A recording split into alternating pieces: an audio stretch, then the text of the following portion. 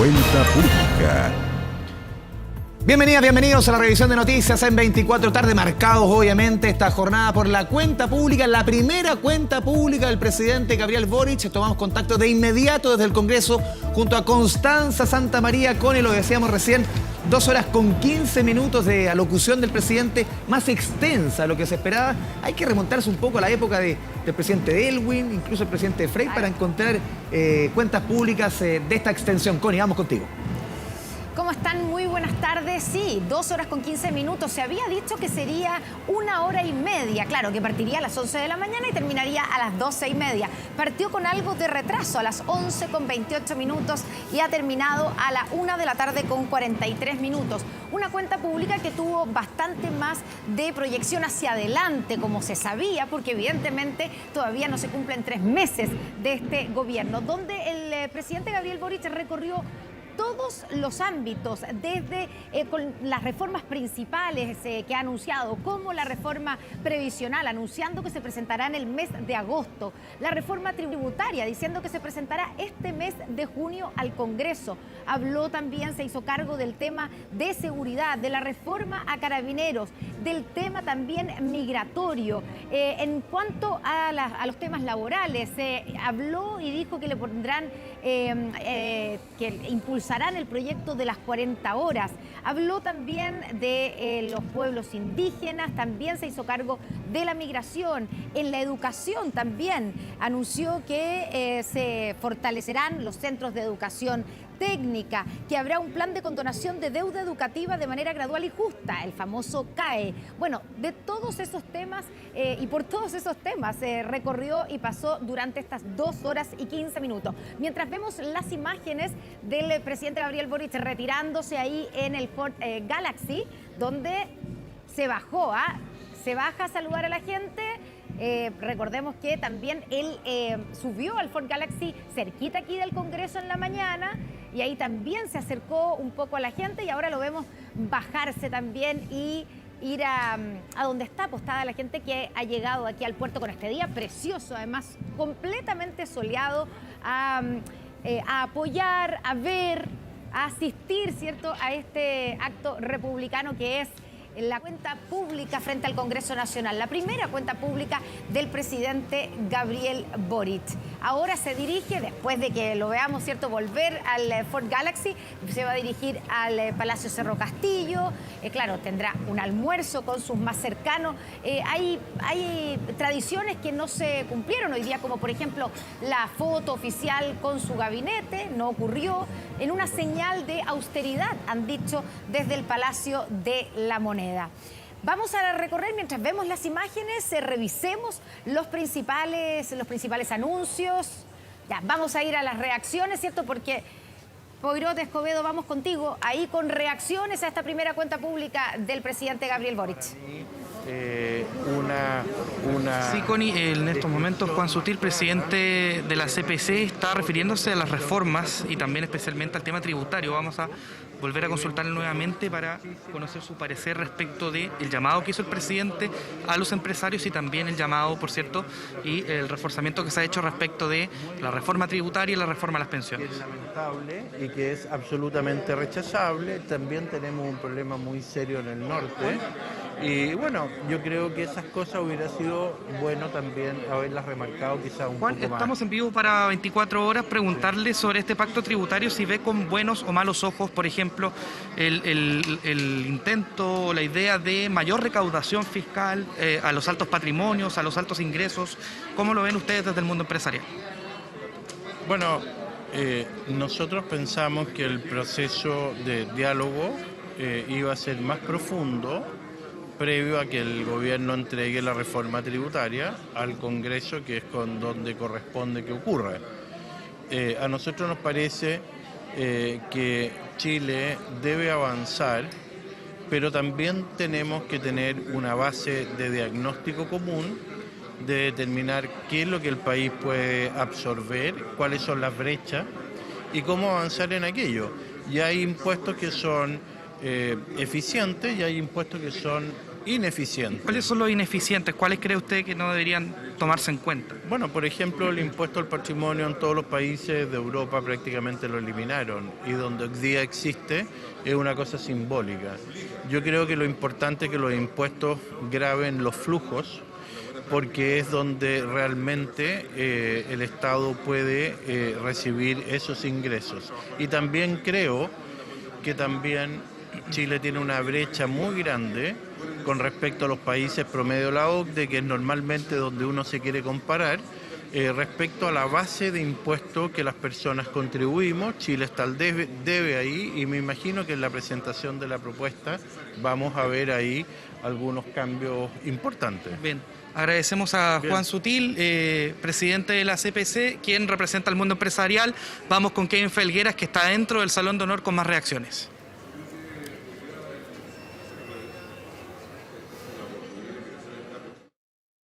La SECPRES, quien está teniendo aquí un diálogo, le vamos a consultar justamente algunos detalles de las urgencias anunciadas por el presidente de la Gabriel Boric. Vamos a consultarle de inmediato al ministro Jackson, que está. Ministro, ¿cómo está? Estamos en vivo, le pedimos disculpas, ¿cómo está? Muy buenas tardes. Bueno, algunos detalles de estas urgencias. Se viene mucho trabajo acá en el Congreso Nacional, particularmente con respecto al proyecto de las 40 horas. Se dijo impulsar el proyecto, sin embargo no queda claro si van a colocar la urgencia, el proyecto que ya está, enviar otra iniciativa. ¿Cuál es el detalle? A ver, el proyecto ya está. Creo que, primero que todo, es bastante emocionante estar en una situación como esta, en la que hay que asumir la responsabilidad de que los cambios ocurran, y creo que el gobierno, a través de este discurso de nuestro presidente Gabriel Boric, ha marcado un claro reimpulso a lo que quiere que sea de alguna manera su legado, de ser un gobierno de cambios. Y en ese sentido, tal como le escriben en las cartas los niños y niñas, tal como lo solicitan también las organizaciones de trabajadores y trabajadoras, el poder reducir la jornada laboral es un compromiso de campaña, pero también es un anhelo de la mayoría de nuestro país. Por eso es que se está trabajando desde el Ministerio del Trabajo para poder, y también en conjunto con las organizaciones de PYME y también con el Ministerio de Economía, para poder reducir la jornada laboral y que eso sea efectivo, cuidando, por supuesto, sobre todo a las PYME, que puede que se les cargue la mano un poco con algunas cosas, pero ese buen vivir que se busca es una prioridad para este gobierno, así que lo más probable es que este año tengamos ya ahí un avance en ese proyecto. ¿La estrategia legislativa es impulsar el proyecto que ya avanzó un trámite constitucional? Sí, la idea es poder preparar un paquete de indicaciones, un proyecto que está en el segundo trámite constitucional en el Senado. Fue una iniciativa de moción parlamentaria, y lo que se buscaría es poder indicar ese proyecto de tal forma de que abarque todos los comentarios y las observaciones que han hecho desde la sociedad civil, para que este proyecto sea sostenible y pueda llevar bienestar a la población. El mismo presidente dijo que se han tenido que adelantar un poquito. La realidad implica que hay que adelantar un poco los cambios que se habían propuesto.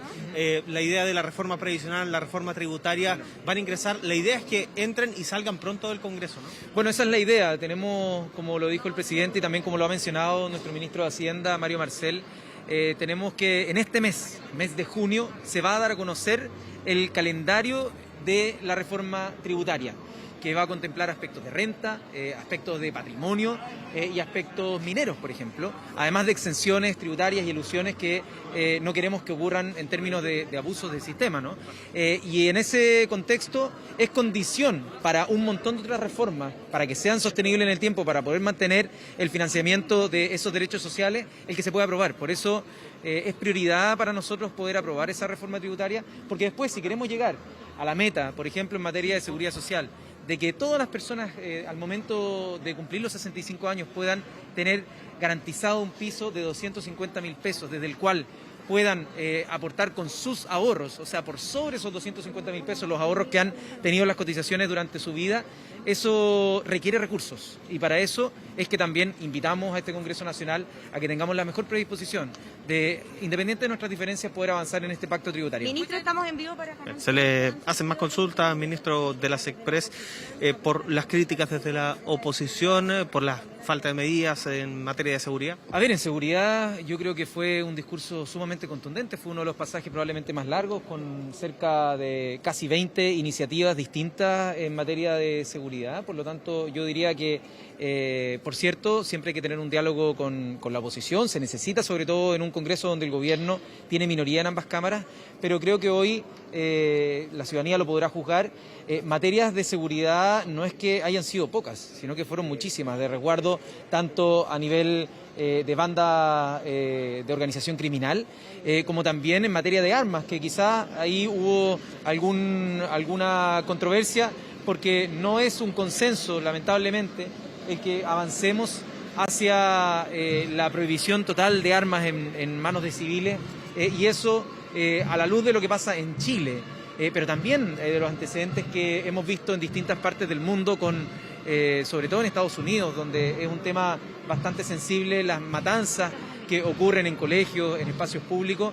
Yo creo que es nuestro deber el anticiparnos y el impedir que lleguemos a una situación donde toda la gente finalmente termina con un arma y potencialmente con delitos como los La que condonación al CAE va a ser universal, ministro, porque eso no dejó claro el presidente. Habló de gradual. Se le consulta por la condonación del CAE, uno de los anuncios hechos hoy. Principio del próximo año, insistimos, una vez que esté aprobada la reforma tributaria, porque para esto se le requieren recursos, es que tengamos un plan y que le presentemos un plan concreto de condonación a lo que son las deudas educativas. Esto es un compromiso sobre todo porque, como lo vimos cuando éramos dirigentes estudiantiles, como lo vimos también cuando fuimos diputados durante más de 8 años, lo que tenemos es que muchas veces los estudiantes luego les embargan sus bienes, van a perseguirlos en sus casas, y por lo tanto lo que queremos es terminar con las deudas, y eso se tiene que hacer de manera responsable y de manera gradual, pero por supuesto que está el compromiso para que esto sea para todas las personas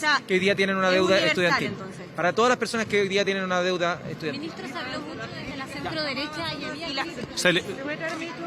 Se termina este punto de prensa, nosotros vamos a seguir con otras reacciones, pero Marián Basso está en otro punto acá del Congreso Nacional. Mari.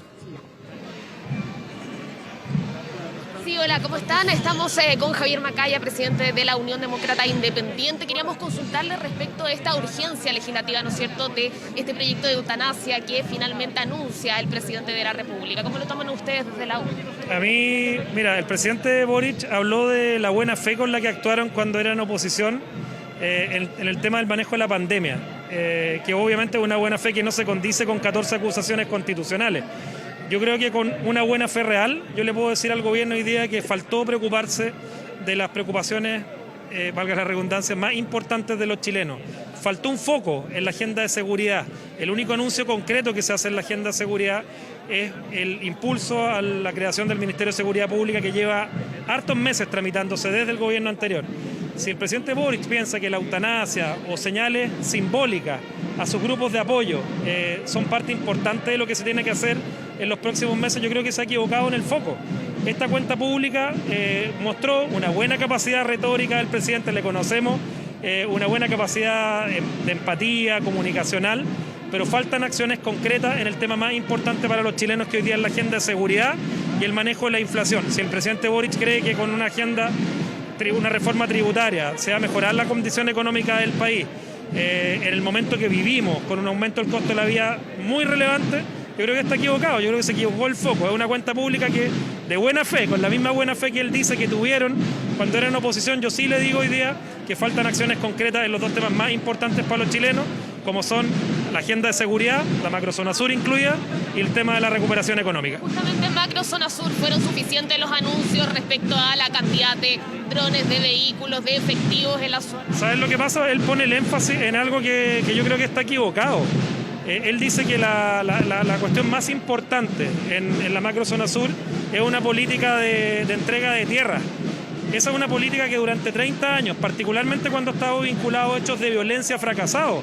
La entrega de tierras que han sido previamente tomadas, que han sido previamente usurpadas de manera ilegítima, no es una buena política si no se hace justamente entregando los incentivos adecuados a aquellos que no son violentistas, que no se teman por la fuerza territorios que no les pertenecen. Reforma tributaria, reforma de las pensiones, el presidente pidió el respaldo del Parlamento. ¿Qué necesitan ustedes como garantía para dar ese respaldo? Mira, las reformas tributarias, en términos muy concretos y objetivos, nunca han sido para reactivar la economía. Las reformas tributarias tienen por objetivo recaudar más.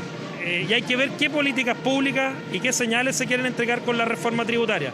Nosotros tenemos disposición a analizar un proyecto de reforma tributaria que hoy día no conocemos.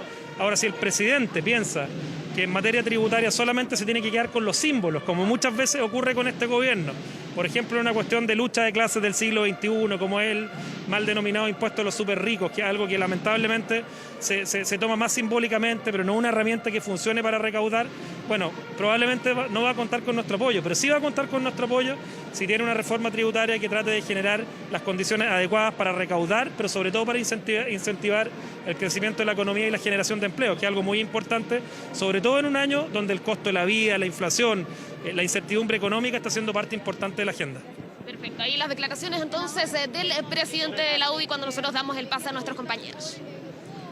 Gracias, Marian Basso, y estamos aquí en el set, frente, en la salida del Congreso con la ministra del Trabajo, Janet Vega. Perdón, Janet Jara, estaba pensando en su compañera, en su colega. ¿Cómo está, ministra? Muy bien, y suele ocurrir, así que no se preocupe. Yo lo sé, estaba pensando exactamente, claro, en su colega de salud. Oiga, vamos directamente de Bienes Nacional. Vamos directamente a la materia que anunció el presidente. Primero, sobre el proyecto que reduce la jornada laboral a 40 horas.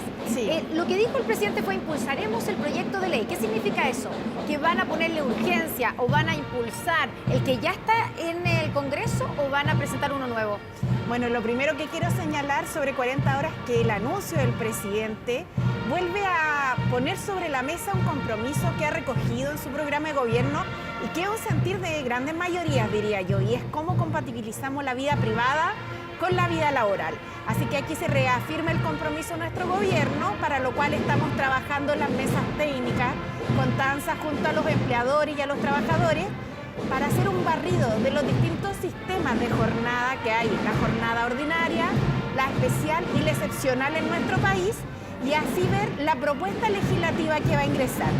La idea es que esto se legisle mediante una ley, pero la técnica precisa si va a entrar un proyecto nuevo o si vamos a indicar la moción que la actual ministra Vallejo junto a la diputada Carol Cariola impulsaron, es algo que vamos a definir un poquito más adelante, pero no tanto más. ¿Cuándo? Porque este tema es prioritario. Ya, pero ¿cuándo lo van a definir? Porque esto es un tema, dice, prioritario, pero Sí. que se va a presentar, ¿se va a dejar para 2023?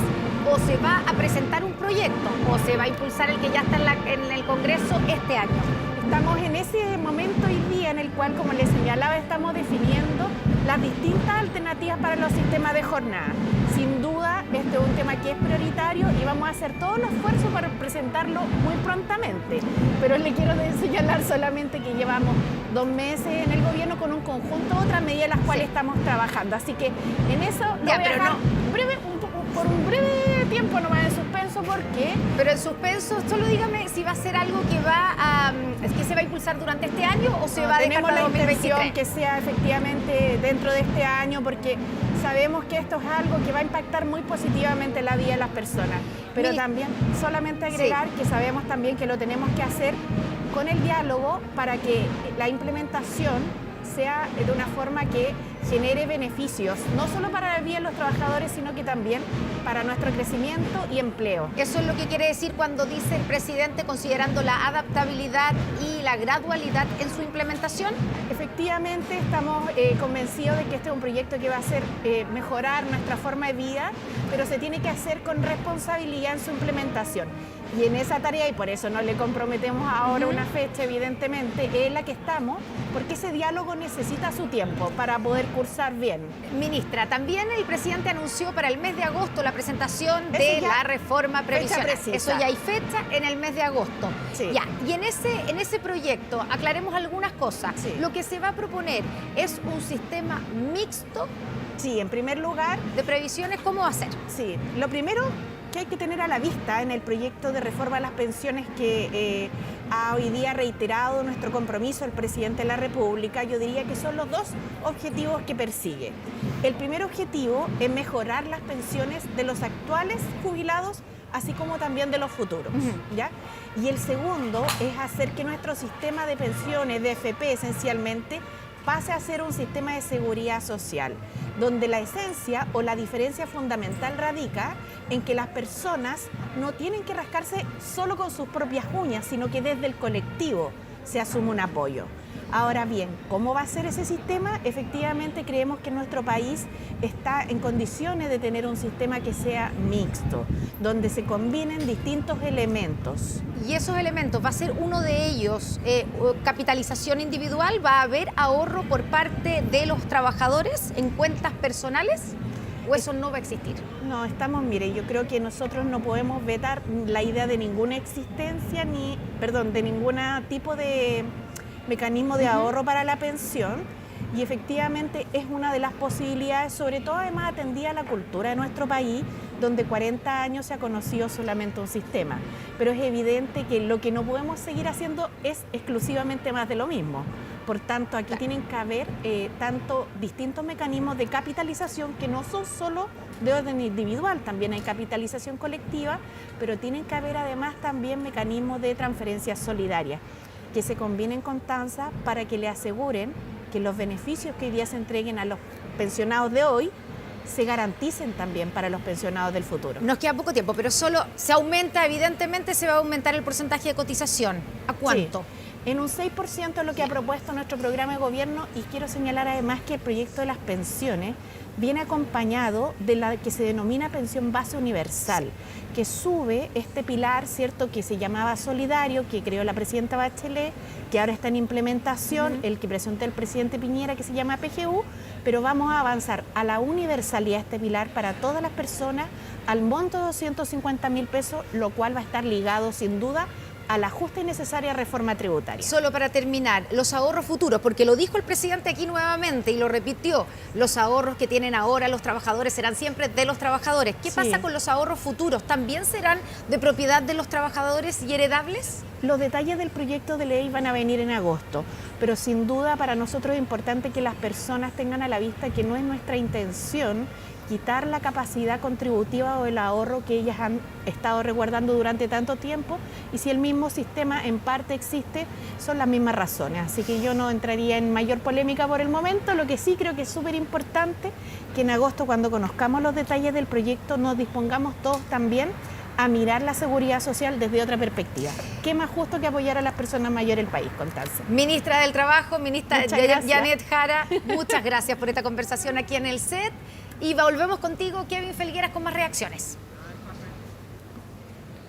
Sí, justamente nos volvimos a meter acá al Salón de Honor del Congreso Nacional para hablar con probablemente uno de los protagonistas de lo que va a ser esta ruta del gobierno de Gabriel Boric. Estamos con el ministro de Educación, Marco Antonio Ávila. Ministro, quiero que le muestre un poquito a la gente en sus casas la cantidad de apuntes que usted tomó. De hecho, destaca usted 15 puntos. Yo le quiero preguntar de inmediato por uno de los puntos que más genera controversia en redes sociales. Hablemos de que varios. Hablemos de varios, pero partamos por el CAE, la condonación del CAE. ¿Va a ser universal? ¿Qué características va a tener? Porque el proyecto va a ingresar el próximo año, lo anunció el presidente de la República, pero ¿qué características podría llegar a tener esta condonación? Sí, mire, lo primero es que nosotros hemos planteado, ¿no es cierto?, que esto implica una reparación para todas y todos quienes han sido afectados por el nivel de endeudamiento que ha provocado esta mala política pública. El CAE es una mala política pública que lo que ha generado finalmente ha sido asegurando la movilidad social y la posibilidad, el sueño del estudio, la continuidad de estudios superiores, ha generado niveles de endeudamiento que de verdad que son bien vergonzosos. Cuando hablamos, ¿no es cierto?, de condonación justa, progresiva y gradual, precisamente estamos hablando de una condonación que va a permitir poder identificar tipos de deudores. Eso significa también universal, ¿no? No todos los deudores tienen las mismas características. Hay algunos que han podido avanzar en el pago de sus cuotas, hay otros que han quedado endeudados por más tiempo, hay otros que han tenido que dejar de estudiar y abandonar sus estudios por situaciones familiares o enfermedades. Y por lo tanto tenemos que establecer tipos de deudores, ¿no? Eso es lo primero. Es progresivo porque claramente lo que hace es que diferencia estos tipos de deudores y cuánto en el fondo el Estado puede resolver estas complejidades que tiene cada uno y el nivel de endeudamiento, ¿no? Obviamente que hay que establecer tramos. Y por último, es gradual, porque claramente, ya lo decía el presidente, ¿no? Tenemos que esperar la reforma tributaria, necesitamos contar con esos recursos y lo haremos gradualmente en la medida en que se vayan incorporando también futuros recursos disponibles desde el Estado. ¿Esto no genera que los actuales deudores dejen de pagar pensando que viene una condonación? Lo más importante de esto es recoger el mensaje del presidente. El presidente ha dicho, el próximo año, el 2023, ingresaremos este proyecto. Por lo tanto, en la medida en que los deudores y deudoras esperan ese tiempo, probablemente va a tener mejores condiciones alguien que está hoy día con sus cuotas al día o que va pagando más al día. No porque serán solo ellos beneficiados, todos serán de alguna manera, como le digo yo, afectados por este proceso de reparación, porque eso es lo que entendemos. Esto es una reparación para estos miles de deudores. Ministro, quiero tomar el punto 6 de esos apuntes, perdón que le eche un ojo, pero educación sexual integral, un proyecto que en su momento generó mucha polémica, que fue rechazado en la Cámara de Diputadas y Diputados. El gobierno va ahora a proponer su propio proyecto. Sí. ¿De qué va a tratar? Y saben que va a generar polémica, lo dijo el presidente, me imagino que lo asumen también. Es complejo, pero tenemos que entender que el problema de la educación sexual integral no se enmarca en temas valóricos, sino que más bien en temas de derechos humanos y de formación integral. Si yo observo la realidad, por ejemplo, regional, la mayor parte de los países de América Latina han avanzado y han tenido procesos bastante similares para poder hacer frente a las problemáticas que implica, ¿no es cierto?, la educación, que tradicionalmente ha sido más bien de carácter sexista o ha ayudado a perpetuar estereotipos, genera muchas veces prejuicios. Y además de eso tenemos que pensar lo siguiente, muchas veces las familias no disponen de la información, no disponen, ¿no es cierto?, de los recursos, las herramientas para poder incorporar temas asociados al autocuidado, a la afectividad, ¿no es cierto?, al desarrollo sexual, al desarrollo reproductivo, a una serie de requerimientos que son de carácter formativo. También la incorporación, por eso estamos hoy día patrocinando la ley José Matías, de elementos propios de la diversidad. Hoy día el Estado tiene, por ejemplo, la circular trans, que apoya, ¿no es cierto?, a familias que tienen niños y niñas trans en sus escuelas, hay un plan de afectividad, sexualidad y género, pero estos no son componentes de carácter curricular que acompañan al profesorado en su trabajo diario, ¿no? Y por eso es que requerimos hacer esta ley que nos permita además avanzar en formación del profesorado.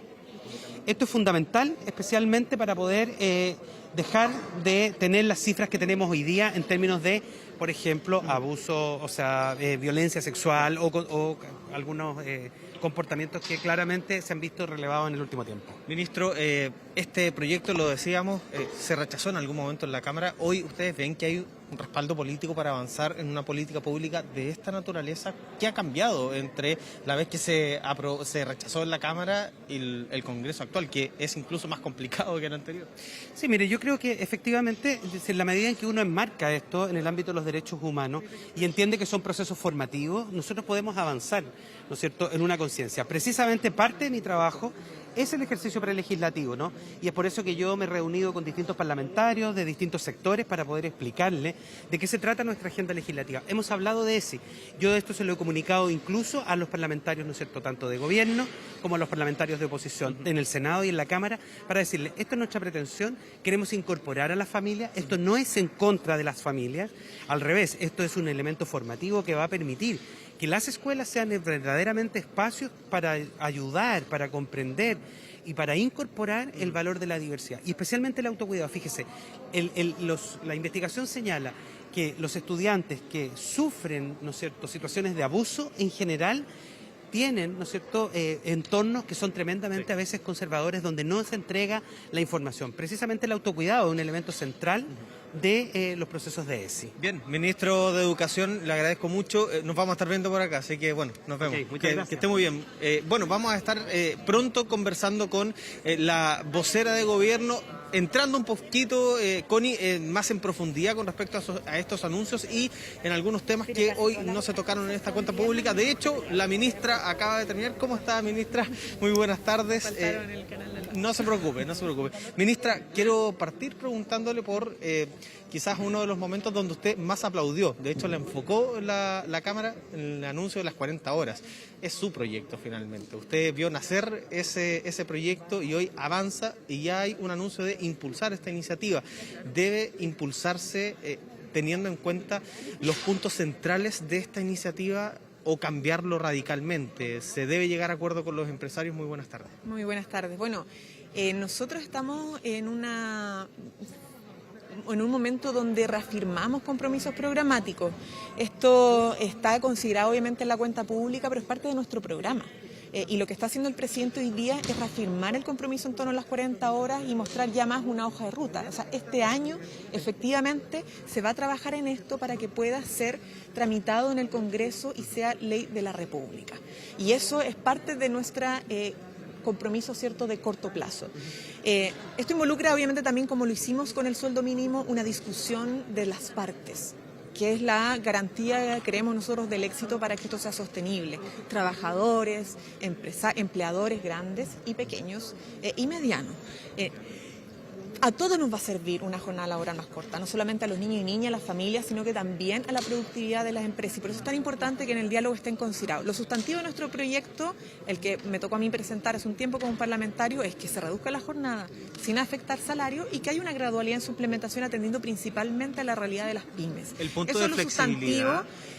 Bueno, es que ahí depende, pues, porque hay jornadas que son excepcionales y especiales, pero las jornadas ordinarias tienen un estándar, ¿cierto?, y que debiese ser absolutamente respetado. Por eso es tan importante en esta conversación que estén en la mesa los trabajadores y también los empleadores, para que esto no sea unilateral, no haya unilateralidad. Aquí hay que garantizar un diálogo de las partes que nos permita sentarnos, ¿cierto?, en igualdad de condiciones para poder avanzar. Ministra, en la previa a esta cuenta pública se pedía mucho desde el oficialismo retomar el control de la agenda, poder instalar los temas. ¿Usted cree que con este discurso de más de 2 horas del presidente se logra ese objetivo, no?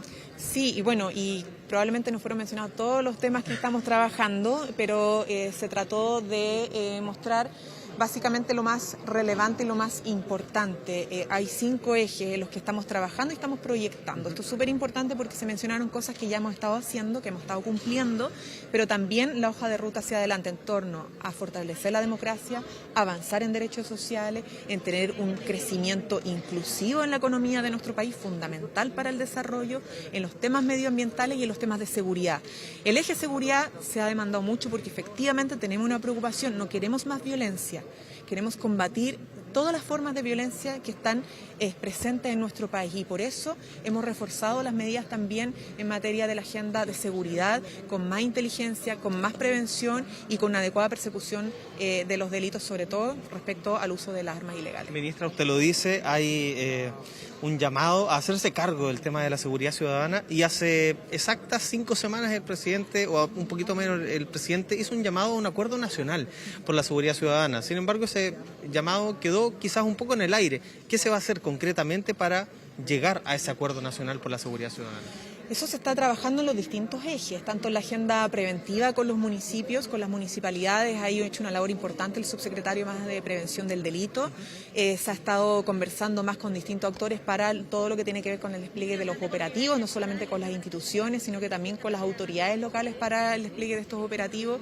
Y además todo lo que tiene que ver con las reformas. En eso nosotros, el llamado que hacemos es que no se entienda que las propuestas en torno a la reforma de las policías o el fortalecimiento de la ley de inteligencia o la ley del control de armas que queremos fortalecer sea una propuesta solo del gobierno. Tienen que ser políticas país, porque el tema de la seguridad humana es una preocupación país.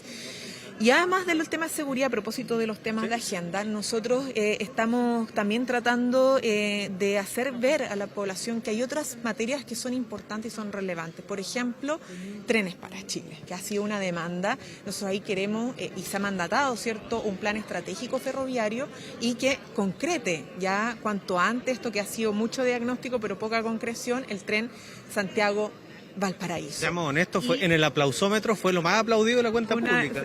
Sí, al parecer ayer, es que, bueno, yo creo que a todos nos gustaría ver en nuestro país bien conectado a través de rutas, o sea, ejes claves de ferroviarios. Y eso, porque somos un país largo y angosto, entonces, qué mejor que tener una estrategia de desarrollo en torno a los trenes en Chile. Y además vivienda, tenemos un déficit muy preocupante de vivienda que se arrastra hace mucho tiempo, pero del cual nos tenemos que empezar a hacer cargo. La meta es bien ambiciosa, ¿no? 260.000 viviendas. Sí, es ambiciosa. Bueno, todo esto implica también, lo hemos conversado en los encuentros de gabinete con todos los ministros, bien saben las tareas que tienen que ir cumpliendo, no solo sectorialmente, sino que multisectorialmente, porque como lo ha dicho el presidente, esto no es solamente construir casas, sino que ver la habitabilidad y los barrios, para que el desarrollo de la vida de las personas y sus familias sea integral y no se base solo en los metros cuadrados o la materialidad de la vivienda, sino que cómo conviven en comunidad y cómo tienen acceso a servicios básicos. Ministra, una última, hablamos de lo que estuvo en la cuenta pública, ¿no estuvo alguna referencia al proyecto de indulto a los presos post-estallido social? Sí, reparación, pero no específicamente al proyecto. Sabemos que usted ha hecho gestiones políticas para buscar la viabilidad. ¿Se deja de lado o se mantiene? Bueno, es que si no fuéramos tenido un discurso más largo, por eso digo, no pudo estar todo, porque es evidente que es parte de nuestros compromisos programáticos, fue una de las primeras urgencias que pusimos en el Senado, hubo un reclamo por parte de los senadores de poco diálogo. Bueno, nosotros justamente lo que hemos estado haciendo, sin quitarle prioridad a esto, porque es parte de nuestras prioridades, es abrir un espacio de conversación y diálogo con la ministra de Justicia. Hemos estado conversando con varios senadores y, por cierto, además desde el Ministerio de Justicia con familiares, para poder ver cómo mejoramos esto y resolvemos los problemas tanto de los que tienen condena a propósito de hechos ocurridos en un contexto de alta conflictividad social y grave violación a los derechos humanos, como los que están con prisión preventiva y a las cuales se les ha aplicado esta prisión preventiva como condena anticipada. Así que en eso hemos estado trabajando, no lo perdemos de vista, y si bien no fue mencionado, porque bueno, lamentablemente no podemos mencionar todo si no hubiera sido demasiado largo la cuenta. Ministra vocera, muchas gracias, que esté muy bien. Ahí está la vocera de gobierno Camila Vallejo hablando con Televisión Nacional de Chile. Marian Basso, tú estás en otra parte del Congreso Nacional. Sí, justamente estamos acá con el jefe de bancada de Renovación Nacional, diputado Longton. Preguntarle entonces cuál es su balance. Finalmente me decía que quizás el tema que fue débil para usted fue el tema de la seguridad. Sí, absolutamente. A ver, partiendo por migración. Migración tiene que ver directamente con la seguridad. No dijo nada respecto a las 20.000 órdenes de expulsión pendientes, administrativas y judiciales, que este gobierno no ha ejecutado ninguna. ¿Qué pasa con la reconducción en las fronteras? ¿Qué pasa con el plan Frontera Segura? ¿Qué pasa con la delincuencia que está azotando nuestro país y la pobreza que está azotando nuestro país, producto también muchas veces de la migración irregular? No dijo nada de eso, solamente que va a apurar ciertos trámites que tienen que ver con la regularización, con un eventual perdonazo que ya estamos viendo a todas luces. Entonces, me parece que ahí fue muy débil, que va de la mano con la presentación al Tribunal Constitucional que hizo en un momento. De terrorismo no dijo absolutamente nada, no mencionó la palabra. Crimen organizado, poco y nada. Narcotráfico, solamente algunas indicaciones, un proyecto que está en el Senado, pero sí habló de retirar las armas, es decir, la prohibición total de las armas. Yo le digo al presidente Boric, si hoy día la delincuencia está desbordada, la solución es quitarle las armas a las personas honestas y pacíficas que están en sus casas y se quieren resguardar. Me parece que el camino no es ese, porque precisamente el armamento de guerra, el armamento hechizo, entre otras cosas, ingresa por otros lados, no ingresa precisamente por las armerías. Entonces, si uno quiere desarmar a las bandas delincuenciales, si uno quiere desarmar al terrorismo, no va a quitarle las armas a las personas pacíficas que quieren protegerse. Entonces me parece que el enfoque no está bien desde el punto de vista de la seguridad. Hay elementos positivos. Uno valora también que saque a la luz proyectos que el gobierno anterior no apoyaron o no apoyaron con tanta fuerza, como erradicación juvenil, envejecimiento positivo, el tema de FONASA, paralizado absolutamente la legislatura anterior, donde éramos en minoría, hoy día él lo saca a la luz también. Eso me parece que son elementos muy positivos. Tren Valparaíso-Santiago, el proyecto de ley de eutanasia, personalmente, rentas regionales, son elementos positivos, pero también queremos saber cómo se van a financiar todas estas cosas, porque la verdad es que el riesgo a que la inversión decaiga y que lamentablemente no se fortalezca la inversión y el empleo pueden ser, obviamente, concadenar a que las reformas que quiere implementar el presidente Boric no logren un buen puerto. Perfecto, ahí el análisis entonces desde Renovación Nacional. Nosotros le damos el pase a Connie Santamaría. Gracias, Marian. Y aquí estamos en el set con la ministra de Salud, Begoña Yarza, y con el subsecretario de Redes Asistenciales, Fernando Arauz. Bienvenidos. Comentemos de inmediato, ¿cierto? Porque tenemos reacciones por todos lados. Los anuncios en materia de salud del presidente. El primero de ellos, la creación de un Fondo Universal de Salud, que es la reforma, ¿cierto?, que se había anunciado para la salud. Eso significa, ministra, que el 7% actual que se cotiza hoy día, la mayoría para FONASA y una minoría para las ISAPRES, ¿va a ir completamente a este fondo único? Exactamente. Lo que plantea el Fondo Universal es la mancomunación, ¿cierto?, de los aportes que las personas contribuyen en términos de seguridad social en salud, pero además los fondos del Estado. Por tanto, son los fondos del Estado más los fondos que las personas incorporan para su seguro de salud. ¿Y esto significa que las ISAPRES, como las conocemos hoy día, dejan de existir? claramente esto hace un cambio estructural a nuestro sistema de salud y las ISAPRES tal cual las conocemos hoy tendrán que acomodar su camino y algunas de ellas irán a conformar los seguros complementarios de segundo piso. Ya, pero la persona que hoy día está en ISAPRE, que entendemos que son la minoría, pero que hoy está en ISAPRE no va a tener la libertad para cotizar en ISAPRE, sino que va a tener que cotizar en este fondo y si quiere un seguro extra va a tener que pagar aún más. Le va a salir más caro. No sé si más caro, Connie, porque hoy lo que paga la habitualidad en promedio de las personas en ISAPRE es como un 10%. Un 15% de ese pago va a la administración de los fondos. Los fondos universales de salud, el inglés y de algunos otros países, más o menos el 1% lo que gasta en administración. O sea que yo creo que para aquellas personas que están en ISAPRE hay un buen porcentaje que ellos pagan y que no viene de retorno para su seguro de salud, sino que va a la administración. Entonces yo digo que hoy van a poner ese 7 y si quieren tener un seguro complementario, bueno, ahí sí tienen que aumentar, pero el promedio es el 10% de lo que pagan hoy. ¿Y qué va a pasar? Otra de las cosas que se ha dicho, ¿qué va a pasar con la libre elección? Con gente que hoy día está en FONASA, pero que a través de la libre elección, pagando un poco más, se atiende en el sistema privado. ¿Eso va a ser posible o no? Lo más lejos, lo más probable es que sí. Nosotros no estamos contra las elecciones que hagan las personas. Lo que nosotros creemos que la elección de escoger un seguro público o un seguro privado realmente no existe. Es el seguro el que te elige por tu capacidad de pago, por tus condiciones de salud, si eres hombre o mujer. Nosotros creemos que las personas pueden elegir, pero van a elegir, ¿cierto?, dentro de este sistema mancomunado, qué prestador, ¿cierto? Pueden elegir, nosotros nos encantaría que incluso en la atención primaria pudieran elegir quién va a ser el médico que los va a atender, qué equipo los va a atender. Entonces nosotros sí creemos en la libertad de las personas de elegir, pero una libertad real. Ya, se lo pregunto porque hoy día hay mucha gente que en el sistema público no se atienden a tiempo.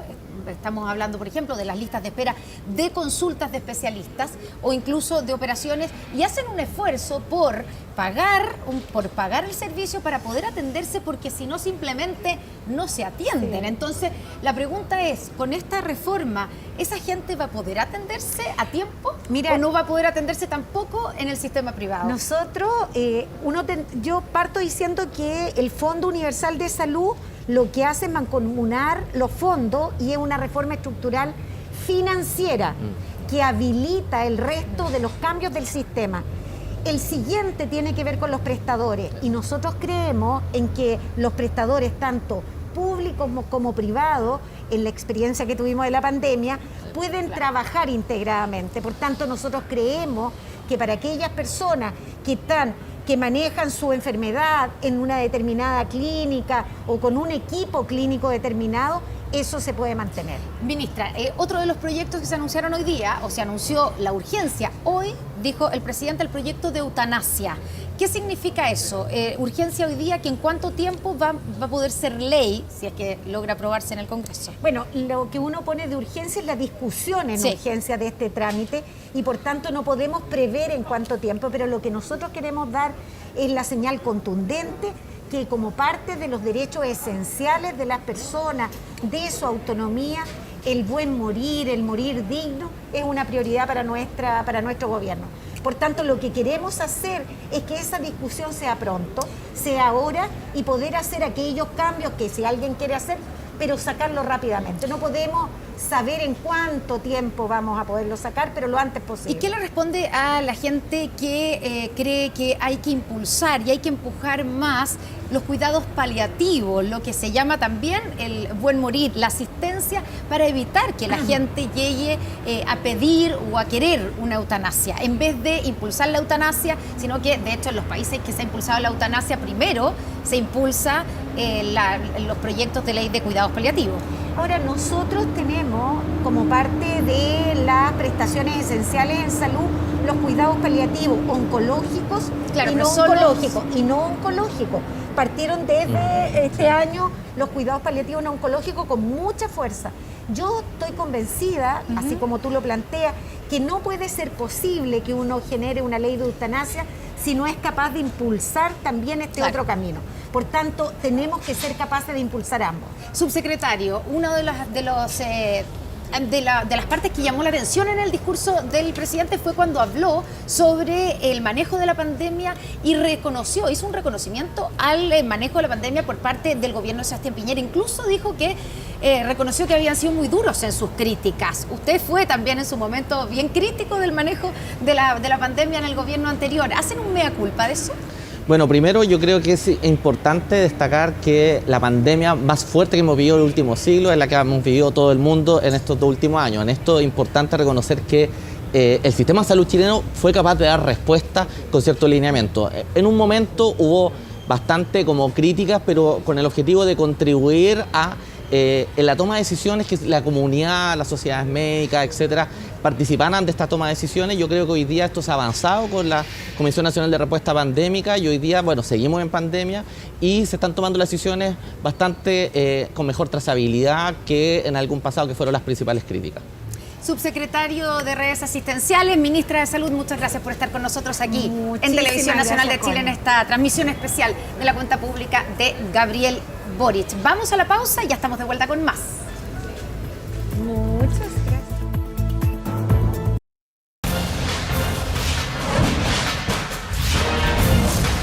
Cuenta pública.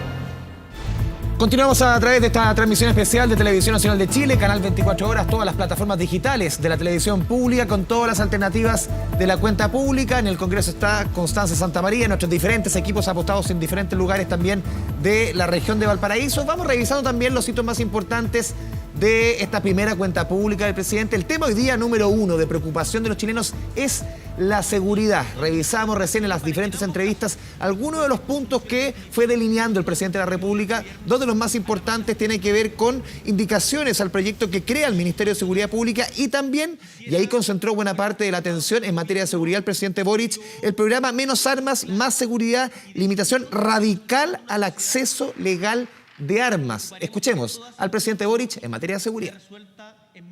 Presentaremos indicaciones al proyecto de ley que crea el Ministerio de Seguridad, Protección Civil y Convivencia Ciudadana. Además, tenemos la convicción de que reformar Carabineros es mejorar la seguridad del país y es renovar una institución que cumple un rol fundamental para el Estado. La reforma es por la institución y no en contra de ella. Que la violencia armada no será tolerada en nuestro país. Y por eso, nuestro programa Menos Armas, Más Seguridad propone la limitación radical de su acceso legal. Y desde ya le solicito a este honorable Congreso todo el apoyo para aprobar una ley que nos permita avanzar hacia la prohibición total de tenencia de armas. Prohibición total de la tenencia de armas.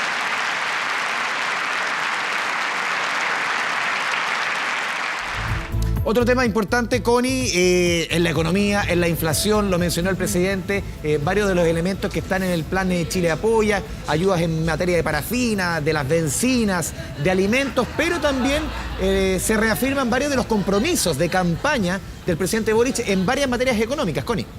Exactamente, el primero de ellos la confirmación de que en el mes de agosto enviará al Congreso hasta aquí el proyecto de reforma previsional. Escuchemos lo que dijo durante esta primera cuenta pública el presidente Gabriel Boric sobre el tema. Llevamos décadas debatiendo sobre un cambio en el sistema de AFP y llegó el momento de construir un verdadero sistema de seguridad social, en donde nuestras legítimas ideologías no entrampen la necesidad de los chilenos y chilenas de tener una pensión digna. Es por ello que en agosto de este año, adelantando los plazos que habíamos comprometido al comienzo del gobierno, enviaremos un proyecto de ley que reforme estructuralmente el sistema previsional, aprendiendo, por cierto, de los debates que hemos tenido antes, y que va a ser resultado de un proceso de diálogo social amplio con participación de trabajadoras, empleadores, expertos, académicos y, por cierto, con la importante participación de este Congreso Nacional. Para despejar cualquier fantasma, quiero decir muy claramente que vamos a respetar cada peso de los ahorros previsionales acumulados en las cuentas individuales y la posibilidad de ahorro de los chilenos y chilenas para su vejez. Además, me comprometo a que con esta reforma en régimen, cada habitante de nuestra patria de 65 años o más tendrá derecho a una pensión básica garantizada por el Estado de al menos 250.000 pesos.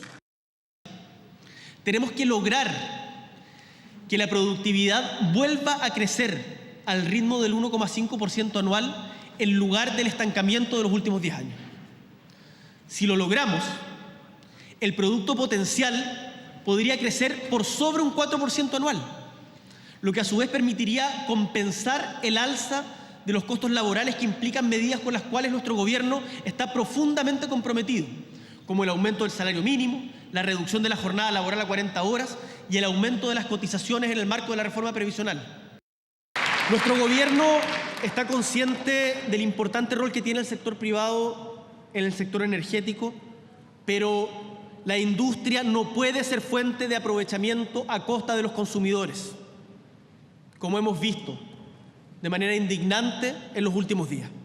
Por ello, respecto a los antecedentes aportados por la Fiscalía Nacional Económica en los sobreprecios en la distribución del gas natural, el CERNAC será parte de la demanda que ha presentado la Corporación Nacional de Consumidores y Usuarios de Chile ante el Juzgado Civil. Y además, los Ministerios de Energía y Economía han sido mandatados a presentar en el más breve plazo un proyecto de ley que establezca tarifas para la distribución del gas natural, con mayores sanciones a empresas infractoras y compensaciones a los consumidores. No permitiremos más abusos.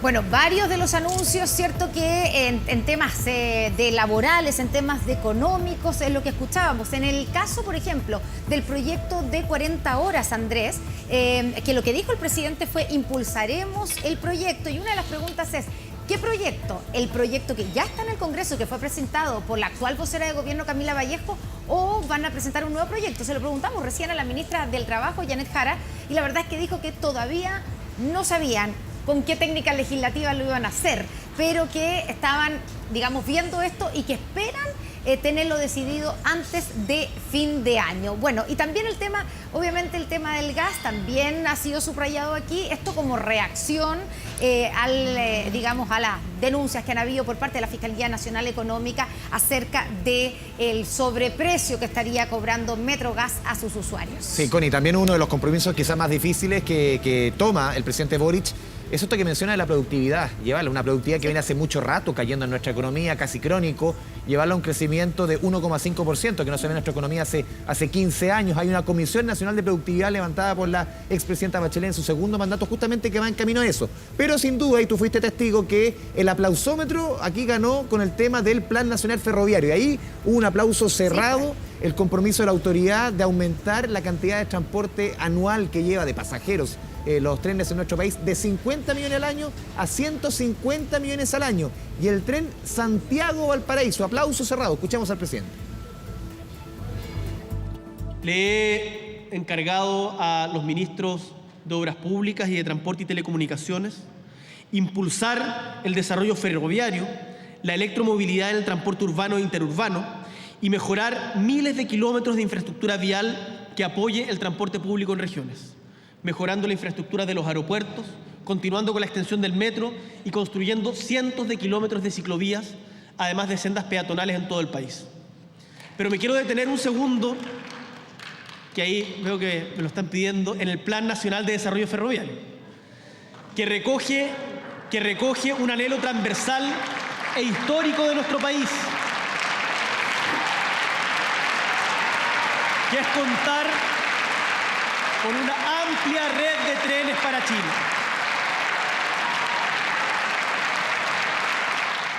Nuestra meta es triplicar los pasajeros, pasando de los 50 millones de personas transportadas en tren el año 2019 a 150 millones de pasajeros durante el año 2026.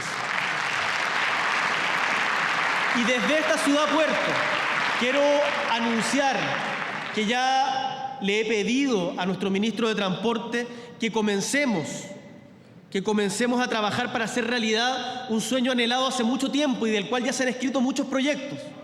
No más diagnóstico y empecemos a trabajar en serio para el tren que va a unir a Valparaíso y Santiago.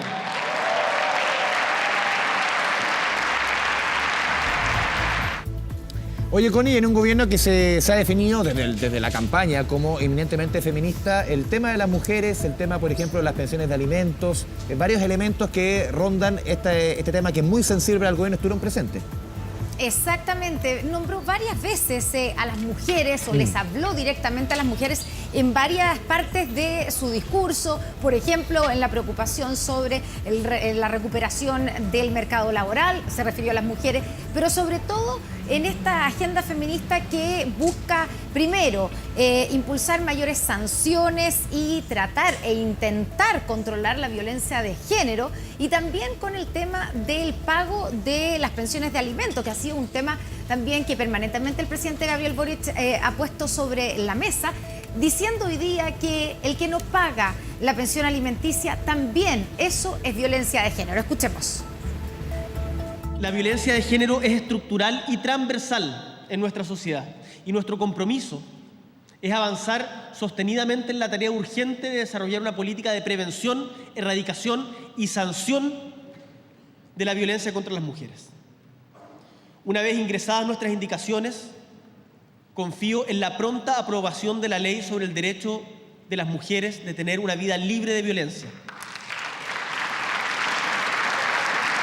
Y algo que ha quedado en evidencia durante los últimos años que es derechamente inaceptable y debiera indignarnos y avergonzarnos como sociedad. En Chile, solo el 16% de las pensiones de alimentos son pagadas de forma efectiva. Esto es violencia. Tramitar una deuda de pensiones alimentarias puede ser un proceso complejo y muchas veces humillante. Lo saben miles de mujeres a lo largo de Chile.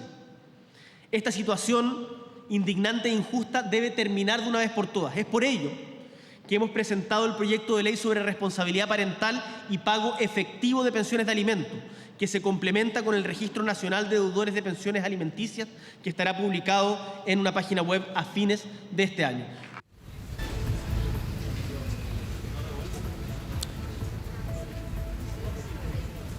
Bueno, escuchábamos parte, ¿cierto?, de la intervención del presidente Gabriel Boric en la parte donde se dedica específicamente al tema de las mujeres, con una agenda bastante variada en el tema de las mujeres, preocupación sobre todo por la violencia de género, cuando él dice que esto es estructural y que es transversal en la sociedad chilena y que parte de esta violencia de género la ejecutan quienes no pagan la pensión alimenticia, Andrés. Sí, la Convención Constitucional y el plebiscito también del próximo 4 de septiembre, Connie, fue parte del inicio de esta cuenta pública. Lo hemos mencionado varias veces, fueron 2 horas con 15 minutos y al comienzo dejó varios puntos, varios hitos el presidente Boric respecto al plebiscito del 4 de septiembre. Dijo, es una decisión trascendental, ambas opciones son legítimas, el deber del gobierno es que la gente esté debidamente informada. Esto en el contexto, recordemos, del inicio el sábado pasado de la campaña informativa, esta campaña realizada por el gobierno informativa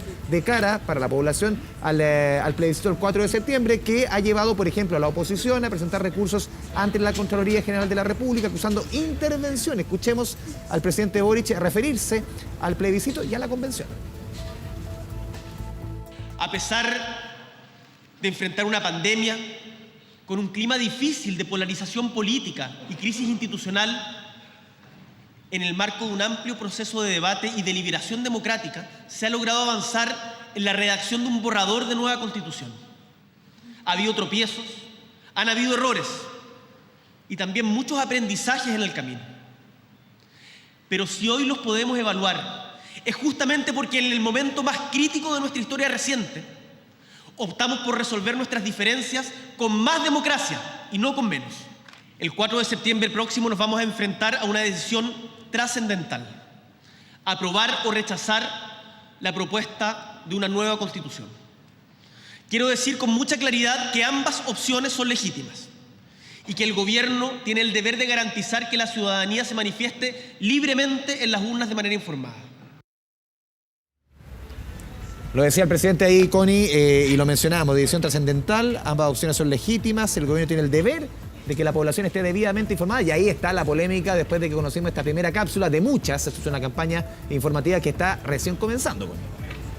Exactamente, y es evidente que esto fue en respuesta, ¿cierto? O en reacción. Claro. Se cuidó muchísimo el presidente de, si bien hablar en términos positivos del trabajo que está realizando la convención o del proceso democrático. Él recordó que después del estallido social lo que hubo fue un acuerdo de las fuerzas políticas en el que él mismo participó para poder institucionalizar o llevar a cabo una solución a través de una convención constituyente. Y después de eso dice, las dos alternativas son igualmente válidas. Se cuidó muchísimo el presidente de no mostrar y que nadie lo pudiera acusar, digamos, de algún tipo de intervencionismo electoral. Llamó la atención también, Andrés, se ha comentado mucho las referencias que hizo al gobierno anterior y sobre todo en esta especie de reconocimiento a la manera en cómo el gobierno de Sebastián Piñera enfrentó la pandemia, incluso reconociendo que a veces ellos habían sido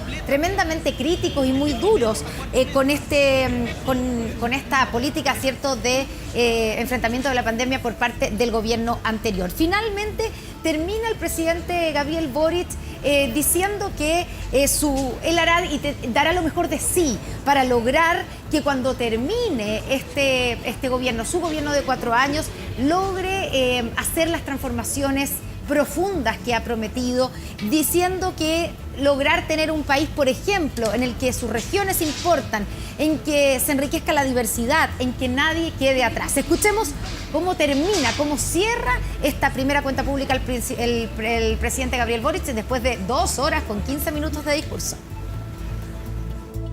En mi primer mensaje frente a este Congreso Pleno, siento fuerte e ineludible el sentido de responsabilidad histórica de consolidar en paz y en tranquilidad el proceso de cambios en el cual nos hemos embarcado.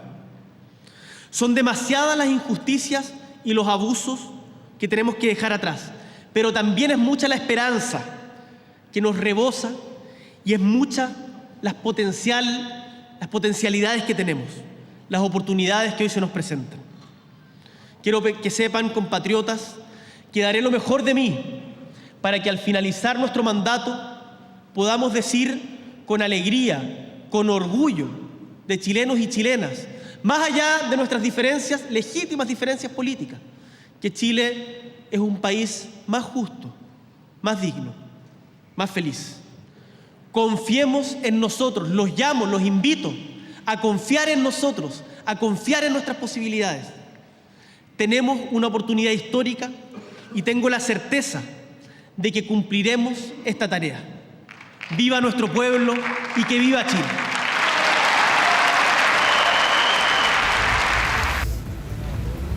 Dos horas y 15 minutos duró esta primera cuenta pública, Andrés, en que el presidente Gabriel Boric, con un tono más bien conciliador, donde llamó varias veces a los acuerdos amplios, a tener un acuerdo entre, por ejemplo, los trabajadores, los empresarios, el gobierno, para enfrentar, por ejemplo, la reforma tributaria. Habló de un pacto tributario.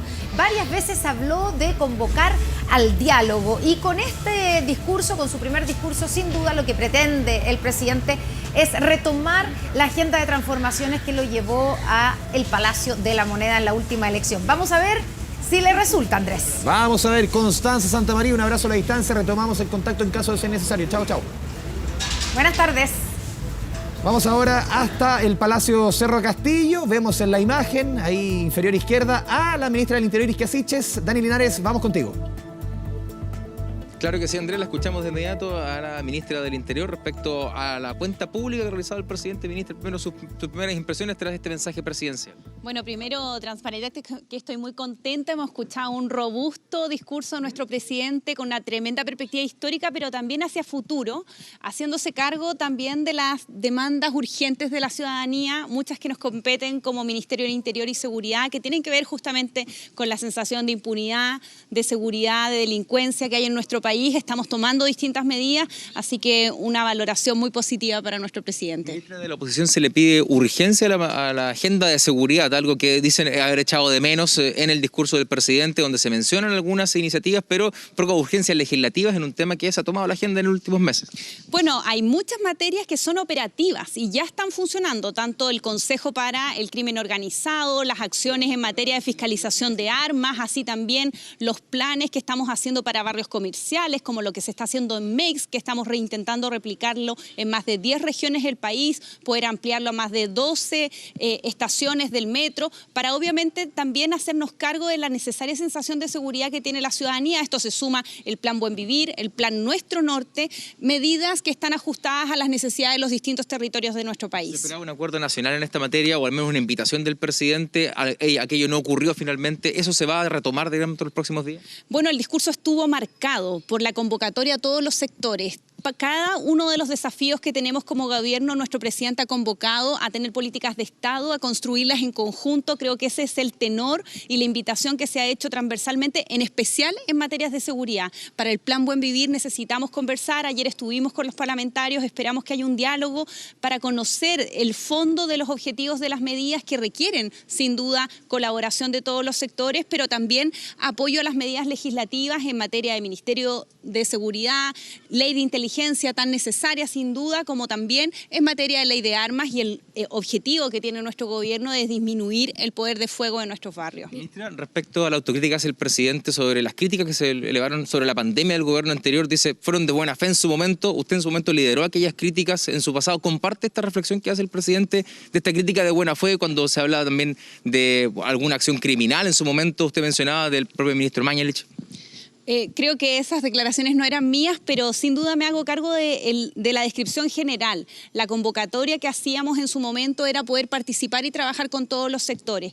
Y nuestro presidente lo ha hecho en esta oportunidad. La pandemia, los desafíos sanitarios, los desafíos en materia de seguridad requieren una perspectiva de Estado. Es la invitación que hacemos desde el Ejecutivo y también valorando los aportes que han existido desde administraciones anteriores, no solamente desde la del presidente Piñera, sino que de los distintos gobiernos. Y el presidente partió desde la historia de la República de nuestro país. Creo que ese es el sentido que esperamos pueda llegar a todos los sectores políticos. Ministra, a 3 meses de su trabajo en el Ministerio del Interior, que ha tenido altos y bajos, también errores comunicacionales que han sido criticados no solamente de la oposición, sino también de su sector. Ahora, en este segundo tiempo, como dicen algunos, ¿usted se siente respaldada por el oficialismo, por su sector?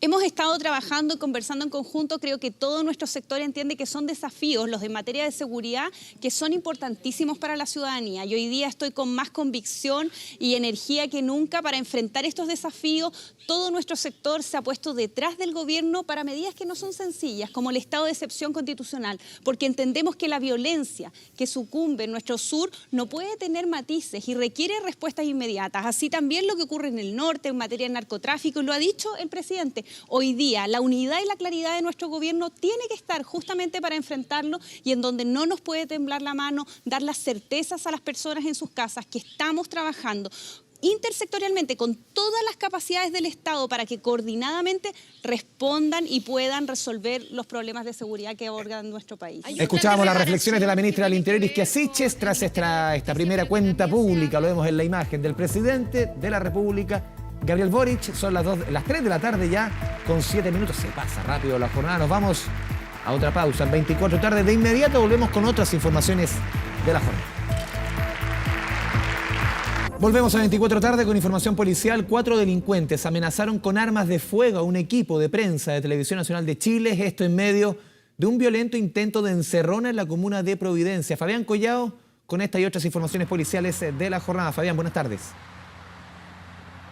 Muy buenas tardes. Y los delincuentes percutaron al menos 3 disparos en contra de nuestro equipo, los integrantes Carlos Godoy, Marco Maldonado y Jonathan Mancilla, los cuales estaban al interior del vehículo esperando cerca de 30 minutos después, iban a realizar un despacho en vivo respecto a las últimas informaciones policiales para Previa 24, cuando fueron interceptados por este grupo de delincuentes, los cuales se bajaron del automóvil, se fueron directamente en contra del vehículo de nuestro equipo, en contra del chofer, lo que generó un forcejeo con él y también estos antisociales, a los cuales percutaron un disparo en la parte posterior del vehículo, que por poco llega en contra del periodista Carlos Godoy.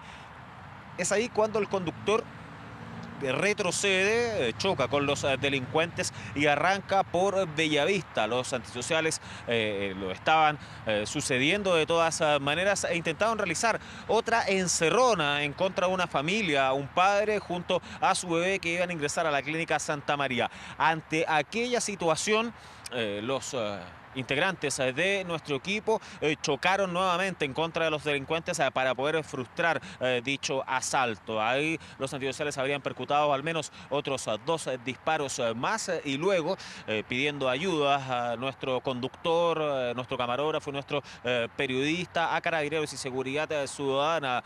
Casi al llegar a calle Constitución se puede observar las cámaras de seguridad que los delincuentes se dieron a la fuga por el sector de Plaza Baquedano o por el Puente del Arzobispo, según los antecedentes preliminares. Afortunadamente, tanto Jonathan Mancilla como Marco Maldonado y Carlos Godoy se encuentran en buenas condiciones de salud. Solo el primero recibió un golpe con la empuñadura de una pistola en la cabeza, pero son lesiones menores. La Fiscalía remitió los antecedentes a la Brigada Robos Oriente, quien está realizando toda la investigación de rigor, y vamos a revisar declaraciones por parte de nuestro periodista nocturno Carlos Godoy, quien fue protagonista de esta situación, y también de la PDI.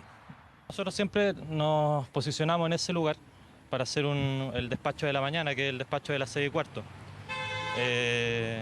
Y en ese momento estábamos nosotros a la espera. O sea, íbamos a empezar a bajar la cámara, a bajar los equipos para poder hacer ese móvil y nada, de repente de improviso fue toda una cosa de menos de un minuto en que sucedieron las 2 encerronas, el intento de encerrona que nos hicieron a nosotros y el que le hicieron a la otra familia que estaba aquí en la clínica Santa María, así que fue una cosa muy rápida, muy violenta los tipos, todos armados con pistolas, no sabemos si son de fogueos, eran de verdad, pero... Se puede establecer que son 4 sujetos de alrededor de 18 a 20 años, de contextura media, todos ellos premonidos con armas de fuego y utilizaban mascarillas sanitarias. El conductor refiere que sufrió un golpe con la empuñadura del arma en la cabeza. Afortunadamente, la segunda víctima de este delito resultó ilesa luego de este asalto que iba en su contra por el mismo grupo de delincuentes que atacó a nuestro equipo nocturno de Televisión Nacional. La Brigada Robos Oriente está analizando cámaras de seguridad de la Municipalidad de Providencia, también de la Clínica Santa María, con el fin de poder identificar a esta banda que se encuentra prófuga. Vamos a revisar otra información, diversos operativos que se generaron en el Cerro 18 de la comuna de Lo Barnechea, la cual incluyó a un número importante de detectives de la Brigada Investigadora Criminal de Lo Barnechea. El punto de reunión fue el aeródromo de Vitacura y luego salieron a diversas direcciones del sector oriente de la capital para poder realizar estos allanamientos. Más de 400 funcionarios protagonizaron la operación La Pirámide, la cual era para poder desbaratar bandas dedicadas al tráfico de drogas. La semana pasada les habíamos contado una información similar y era parte de la misma operación, la primera etapa. Hoy concluyó la segunda, ya que durante el jueves pasado más de 50 kilos de droga de diferentes estupefacientes fueron decomisados en la quinta región, en Chillán, en Rancagua y además en la región metropolitana, como en La Reina, también en el centro de Santiago. Esta vez en la comuna de Lo Barnechea concluyó esto con 31 detenidos y más de 7 armas de fuego recuperadas, además de diferentes drogas que fueron sacadas de circulación por parte de los detectives de la PDI, que desbarataron toda la línea delictual del tráfico. Vamos a revisar mayores antecedentes en voz de la Fiscalía y también del alcalde de Lo Barnechea. Básicamente viene a desencadenar o desmontar una cadena de distribución de droga que parte en distintos puntos de la capital, en la quinta región donde hicieron operativos la semana pasada, y que terminan proveyendo droga al sector de Lo Barnechea, del Cerro 18 y de la toma que se encuentra en esta comuna. Este operativo de la PDI nace a partir de las denuncias de una gran cantidad de vecinos del Cerro 18 que, cansados de exponerse ellos y sus familias diariamente a la droga y la delincuencia, tuvieron el valor y la confianza de hacer las denuncias correspondientes. No le daremos un centímetro de espacio al narcotráfico y la delincuencia. Operación La Pirámide, que concluyó con más de 50 detenidos. Además de eso, mañana se va a realizar todo un balance para poder ver cuánta droga en definitiva fue decomisada. La semana pasada fueron 50 kilos. No sabemos durante esta jornada de trabajo que está desarrollando entonces la Policía de Investigaciones. Vamos a revisar otra información, nos trasladamos al centro de Santiago.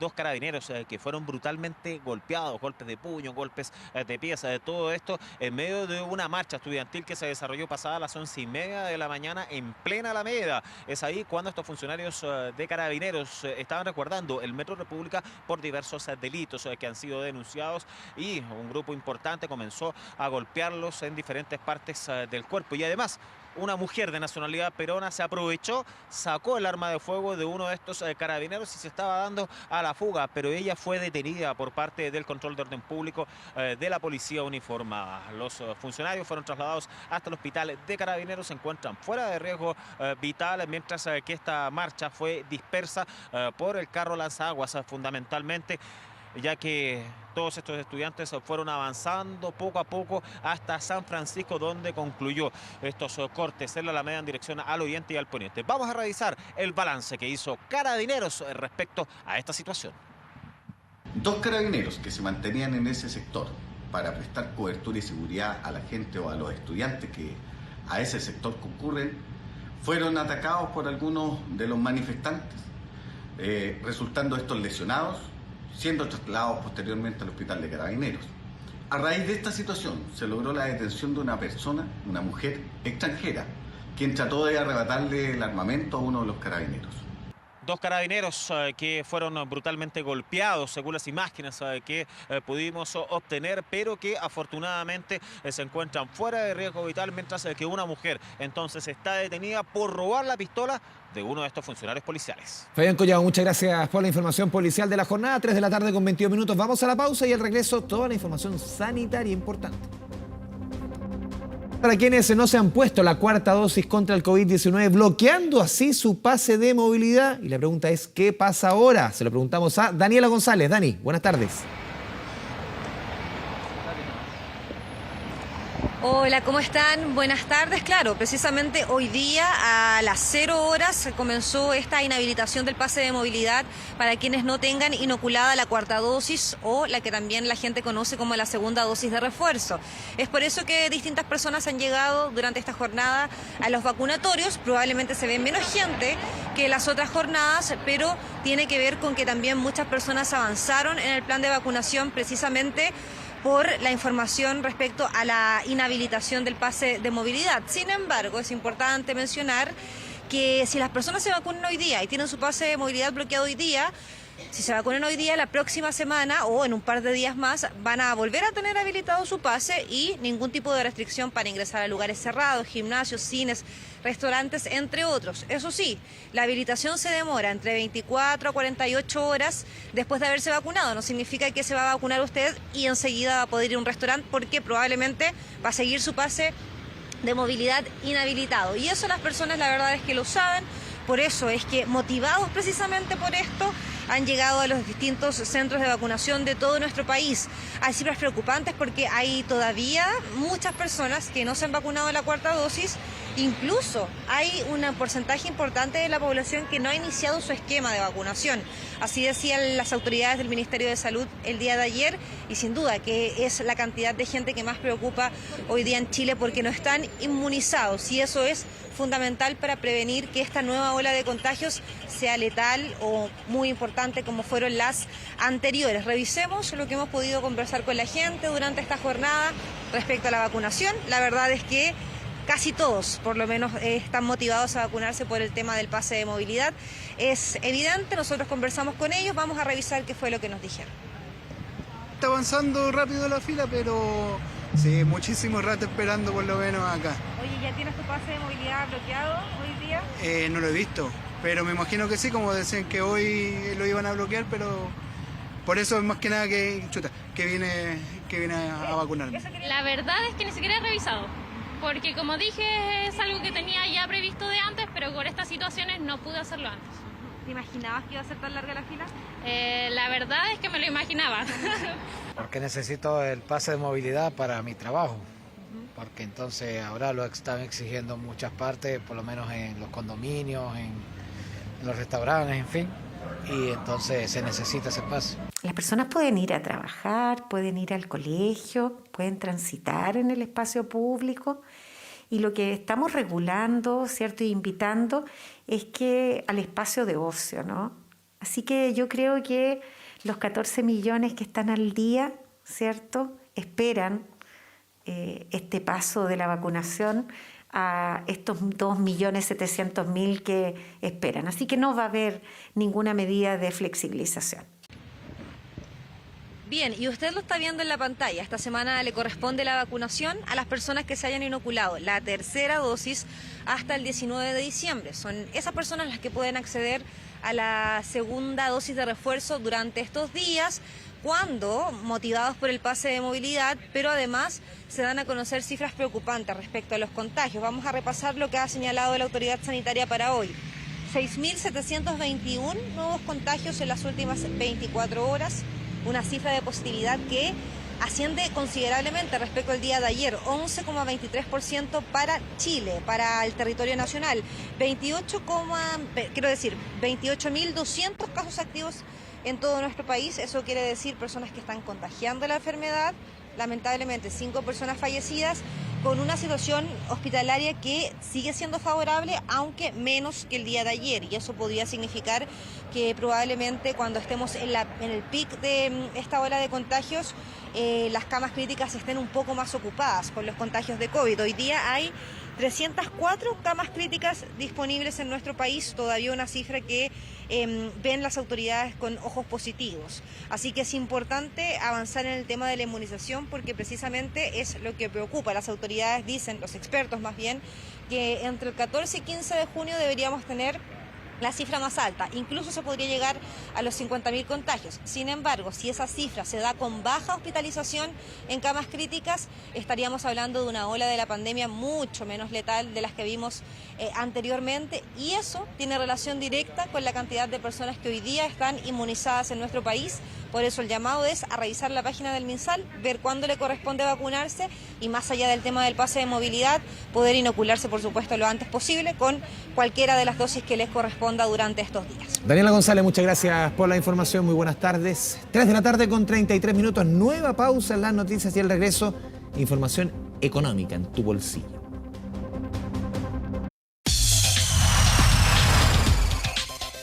Vamos a hablar de economía en 24 tarde. Hoy día el Banco Central, tempranito, a las 8:30 de la mañana, entregó cifras de crecimiento económico. El índice mensual de actividad económica, el IMASEC, correspondiente al mes de abril. Pasamos a revisar la primera gráfica que hemos preparado. Crecimiento del cuarto mes del año, 6,9%. El crecimiento en abril, claro, cualquier año normal, entre comillas, un crecimiento de este nivel sería para descorchar champaña, pero esto ya marca la paulatina desaceleración de nuestra economía y que podría llevar en un escenario, lo más probable, incluso recesivo, en el segundo semestre de este año. Vamos con la siguiente gráfica. Las expectativas hablan de un crecimiento entre 6,5 a 9%. Está dentro de las expectativas, pero podríamos hablar de la parte baja de las proyecciones para el cuarto mes del año. Vamos con la siguiente estación.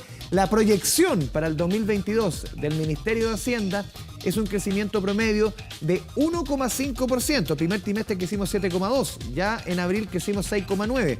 Para que el año sea el promedio 1,5%, se imaginará cómo se viene el segundo semestre, bastante malo, sobre todo en los últimos meses de este año. Y la segunda gráfica que hemos preparado también desmenuzando los números presentados hoy día por el Banco Central. A ver, los sectores que impulsaron la economía durante el mes de abril: comercio y servicios, muy intensivos también en mano de obra, lo vimos y lo revisamos hace un par de días en las revisiones, en los números de empleo que entregó el INE. También comercio y servicios apuntalan para arriba a la economía en materia de crecimiento, en materia de empleo, no así la minería, con una caída de 10% en el cuarto mes del año. Vamos con la siguiente estación, los números entregados hoy día por el INE. ¿Cómo se viene el mes de mayo? Ya ahí lo que yo les contaba antes, comienza a notarse ya una aceleración.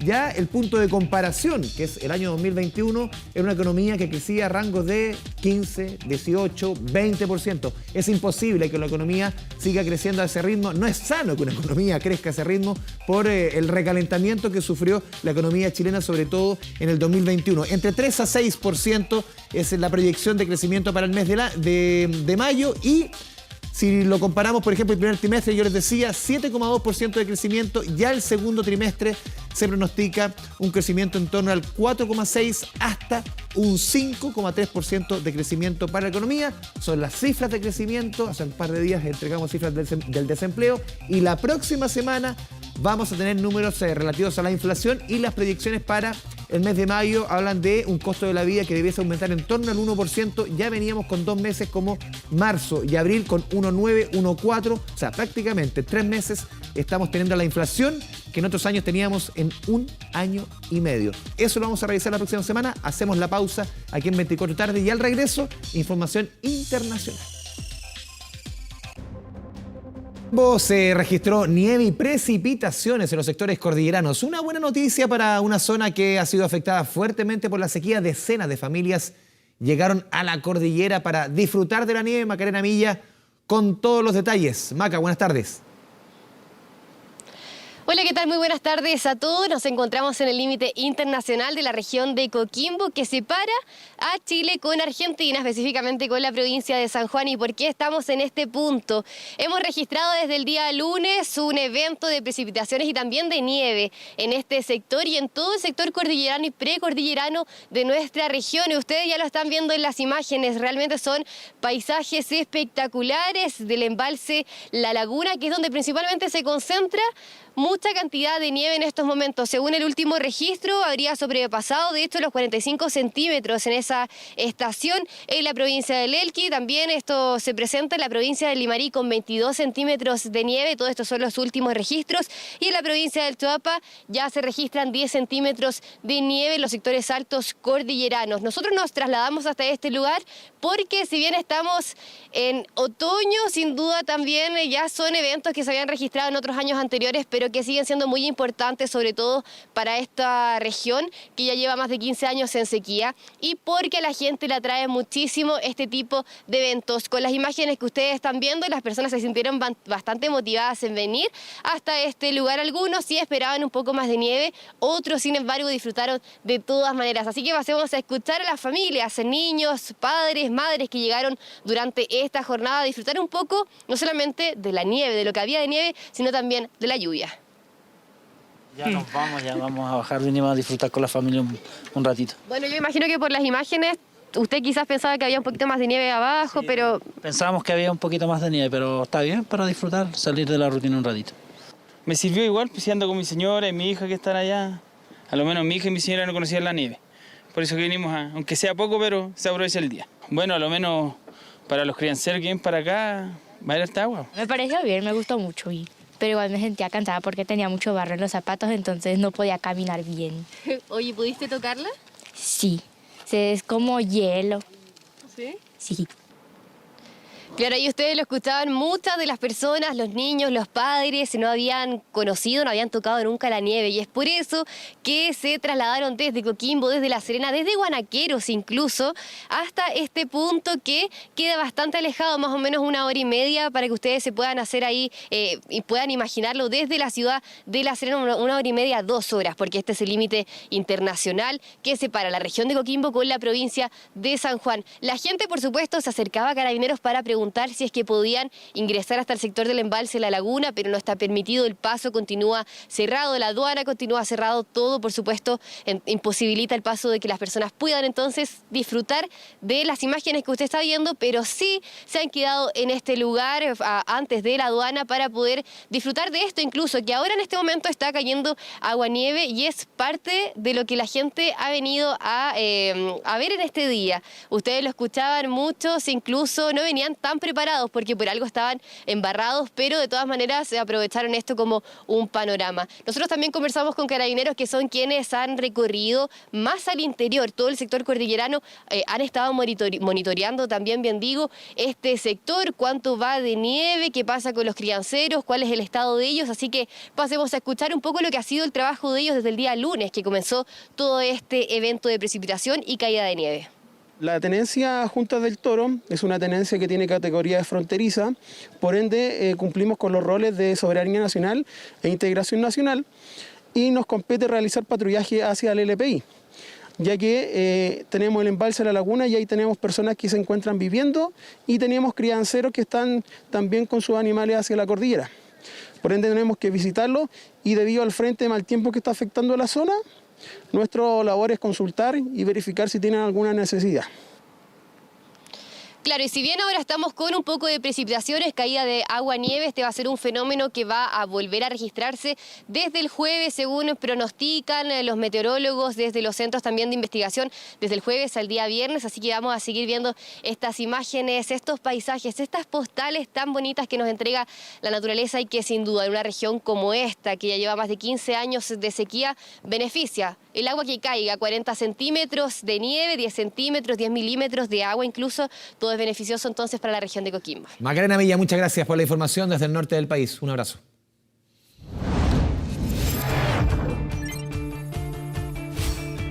Internacional.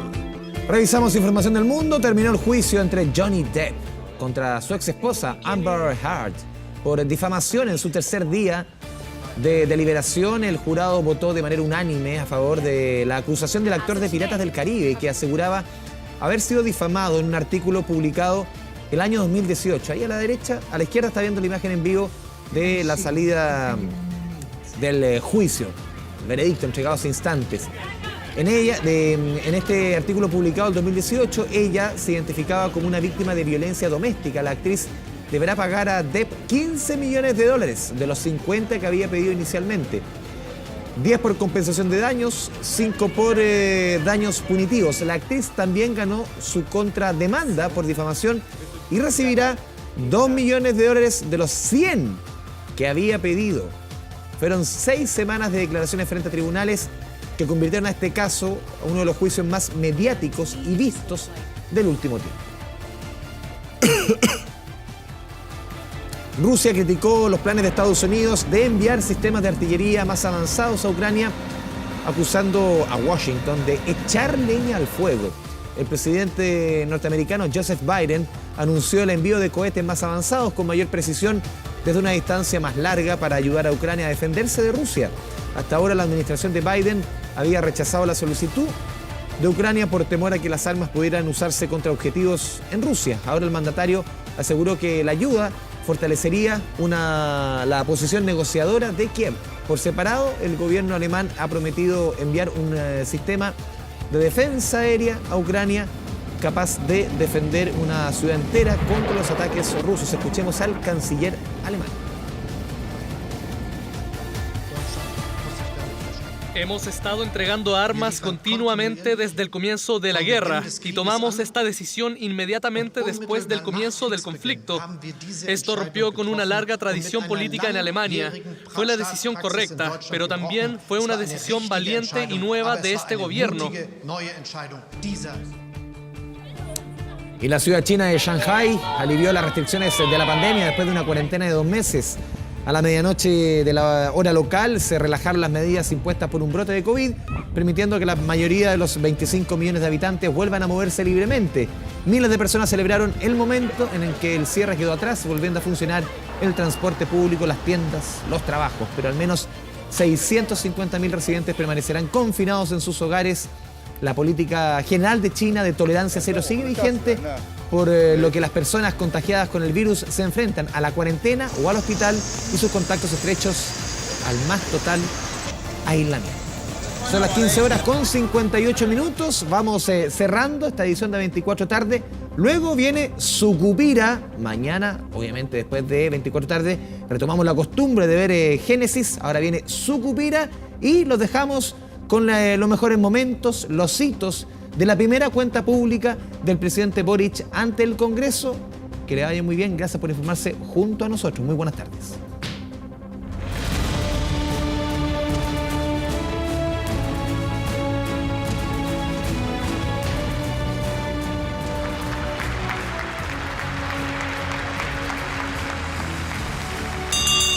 Chilenas y chilenos, la salud no puede seguir siendo un negocio. Vamos a respetar cada peso de los ahorros previsionales acumulados en las cuentas individuales. Optamos por resolver nuestras diferencias con más democracia y no con menos. No más deudas por estudiar. Prohibición total de tenencia de armas. Prohibición total de la tenencia de armas. No más diagnóstico y empecemos a trabajar en serio para el tren que va a unir a Valparaíso y Santiago. Viva nuestro pueblo y que viva Chile.